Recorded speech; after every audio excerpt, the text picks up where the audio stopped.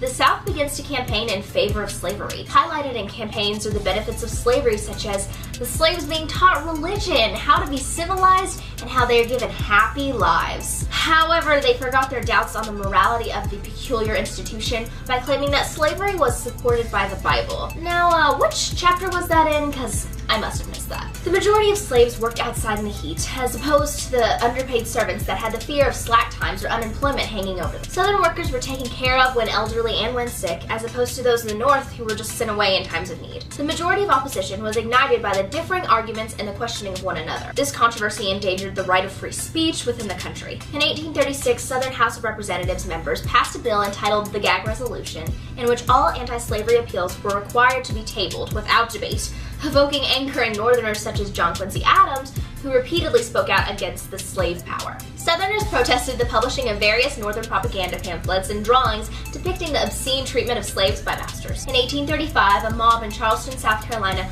broke into the post office and burned abolitionist propaganda. Because of Southern pressures, the federal government ordered Southern postmasters to destroy the abolitionist materials, and postmasters that did not comply were arrested. Those who were opposed to slavery, the Northern side of this controversy, were for many years an unpopular stance to have. The reason being that they were conditioned to regard the Constitution with complete reverence. The economy of this area was heavily based upon that of Southern production. By the late 1850s, Southern planters owed Northern banks approximately $300 million. The North was heavily reliant on the South for cotton to use in manufacturing, so if the slave labor system were to be destroyed, the North would suffer the consequences as well. The Union was held together through Southern relations, and hostility was produced through radical abolitionists. As a result, mob outbursts occurred frequently in the North. At one incident in 1835, the broadcloth mob tied rope around William Garrison and drug him through the streets of Boston. In 1837, Reverend Elijah P. Lovejoy was killed by a mob and hailed as a martyr of abolitionism. Many people vigorously tried to avoid the entire topic because of an impending fear of extreme abolitionism. However, by the late 1850s, abolitionists began to change the minds of those in the North. They began viewing the South as a place where freedom was being oppressed and slavery became seen as discriminatory. At this point in time,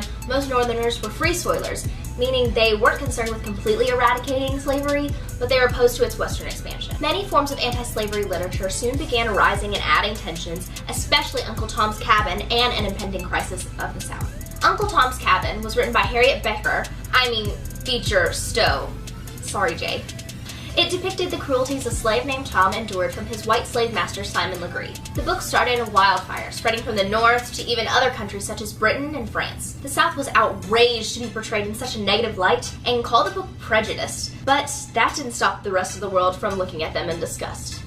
Wonder why. But this book was not the only presented opinion on slavery. A severe, contrasting view was expressed in Hinton R. Helper's An Impending Crisis of the South. His basis for wanting to abolish slavery was that it hurt non-slave-holding whites more than it did the slaves. Which is a valid point. Clearly, the poor whites are the victims in this scenario. But unfortunately, they were not the ones affected by this book. The elite planter South was the group most worried by Helper's messages, fearing that non-slave-holding majority would leave them. These increasing fears and tensions would eventually become too much, leading to one of the darker chapters of American history, Bleeding Kansas. And now it's time for the mystery document. The legislature shall have no power to pass laws for the emancipation of slaves without the consent of the owners or without paying the owners previous to their emancipation a full equivalent in money for the slaves so emancipated.